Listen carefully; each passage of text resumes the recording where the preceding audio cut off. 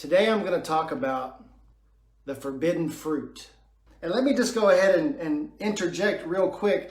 This is not a religious page, but I do have a deep appreciation for religious teachings, philosophies that have stood the test of time. And I'm going to begin by talking about the story of Adam and Eve. Adam and Eve had free reign and dominion over the earth and everything on it.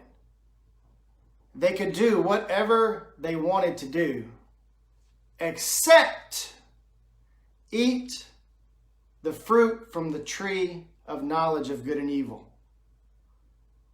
And as the story goes, they did. So whether or not the story of Adam and Eve is literal is debatable, but it is easy to see that it represents the struggle of mankind since the beginning of time and the potential consequences of giving in to temptation, a lifetime of pain and struggle. However, the good news, once again, is that salvation is possible. And that's different for all of us. And working out our salvation, we can do this by battling, wrestling, to consistently aim for the highest good. And that's the phrase that Jordan Peterson uses, the highest good. So, if you seek first the greatest good that is possible for your life, and you do this with moral excellence, you'll have a good life. Now, Jesus, if Jesus was anything, he was the archetypical example of a perfect life. And he even said, I am the way. I'm the way to the greatest good. No one can come to this salvation or this highest possible good unless they follow my example. And his example was a life lived that never sinned. And the definition of sin is to miss the mark. So we conceptualize our highest self, the best that we can possibly be, the best that you can possibly be as you define it, not society, not your family, not your friends, not your community, not your religion, as you define it, and then aim for that. That's the mark we aim for every day. And I introduced the adapted ecogram exercise. And it's circles. The circle in the middle is your name. The circles around it represent the major roles that you play in your life. And then you put adjectives and things and descriptors in each of those circles to explain and describe how you would want to be at your very, very best.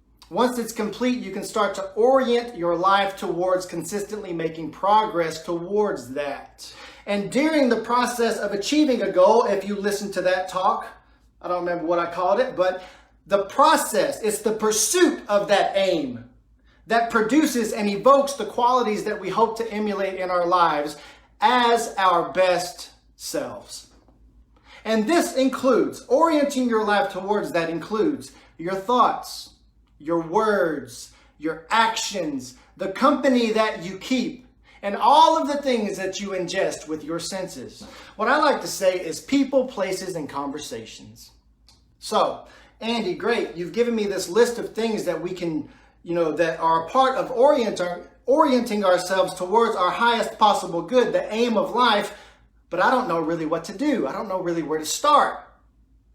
And it's okay because a lot of times we don't know what to do. But most of the time, I'm going to go ahead and say, we know what not to do. We know what doesn't work. We've learned the hard way, haven't we? Like Socrates. Socrates is one of the greatest minds that ever lived. And one of the things that he said set him apart from other people is that when he heard that little voice, which can be our conscience, our gut, our heart, the Holy Spirit, whatever guide, this eternal intelligence that speaks to us and tells us what to do and what not to do. Socrates said, what sets me apart from the average man is that when I hear that voice tell me what not to do, I simply don't do it. Isn't that something? What kind of life could we live? What would be possible if we just listened to the voice when it said, don't do that, Andy. That's not a good idea, Andy. You know what's going to happen if you do that, Andy. You've done this before, Andy. Your emotions are getting you carried away, Andy. You know what's going to happen if you do this, Andy. Don't do it, Andy. How different would my life be, would your life be, if when we heard the voice that said, stop, we actually stopped? But let me tell you, I've made some pretty big changes in my life. But what did I do when, back in my late 20s, whenever I finally really turned things around?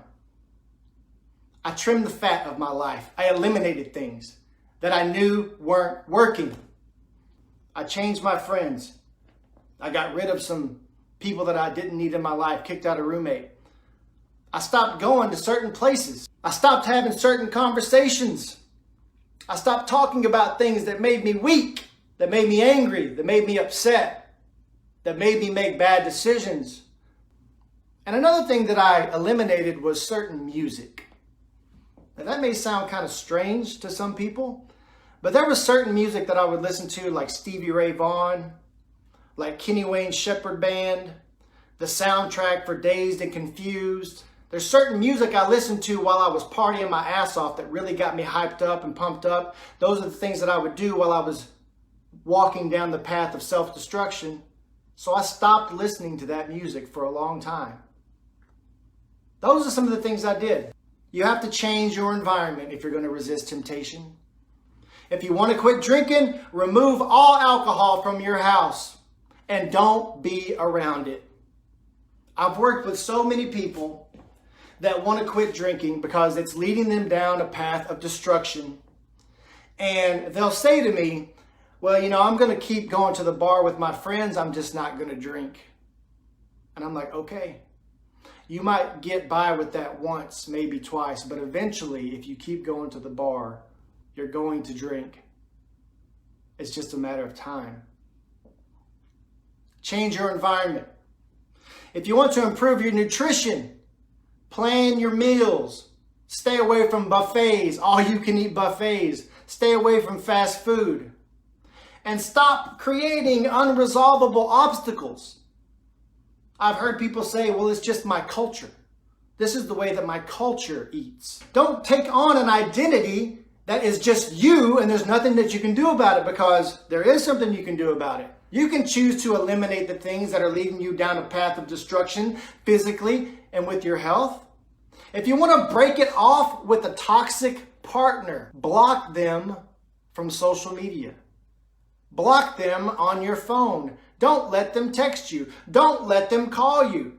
You know how many times I'm talking to people who are trying to stay away from a toxic ex, and you know what gets them sucked back in? Communication. That's what it is. They text, they answer. They call, they answer. Stop. And some people are already thinking to themselves and making the excuse that, well, I can't avoid talking to my ex because we have a child. Okay, I get that. But if that's the case, then it's like a business transaction almost. You want to do the best you can for the child, obviously. But you don't have to get involved in all of the emotional bullshit, do you? Temptation, the forbidden fruit, is right there hanging from the tree. Shiny, red, looking beautiful. And a lot of times we are hungry, right? And maybe it's even a low-hanging fruit, man. It's just easy to go grab. Temptation is lurking around every corner, trying to find the kink in your armor. And if it does, it will exploit it. You have to know your warning signs. Know the triggers. If it's certain company, certain conversations, certain music, certain places, you have to know these things. You have to know the warning signs and the triggers that are going to cause you to partake in that forbidden fruit. And you have to take precautions. You have to develop safeguards. I had a client that explained it like, it's like I have a village. The village is what I want to protect. And I have to fortify. I can go out and I have a fence and I can reinforce the fence. I can put people, lookouts. You can enlist the help of others accountability partners, things like that, people that you trust, a coach, a counselor, family, friends. So you can put those people as lookouts around the village you're trying to protect. You can do all these things to safeguard your salvation, your aim. The best way to prevent yourself from giving in to temptation, from eating that forbidden fruit, is to eliminate it as an option. We all know what to do and what not to do. And for this conversation, I really wanted to focus on the things that we could just cut out. The things that we could cut out that are preventing us from hitting the mark that we've established for our lives. And if you haven't established a mark, then what are you aiming for? And it can't be, I want to be happy and successful. No, that's too broad. And plus, what happens when you're not happy? Which is like at least half of the time, probably more. What are you, a failure? Right? And I've talked a lot about this too. So again, to conclude, the best way to prevent yourself from giving into temptation is just eliminate it as an option. Remove those things from your life. If nothing changes, nothing changes. Thank you a lot for being here. And as I always say at the end, please take what you need and leave the rest.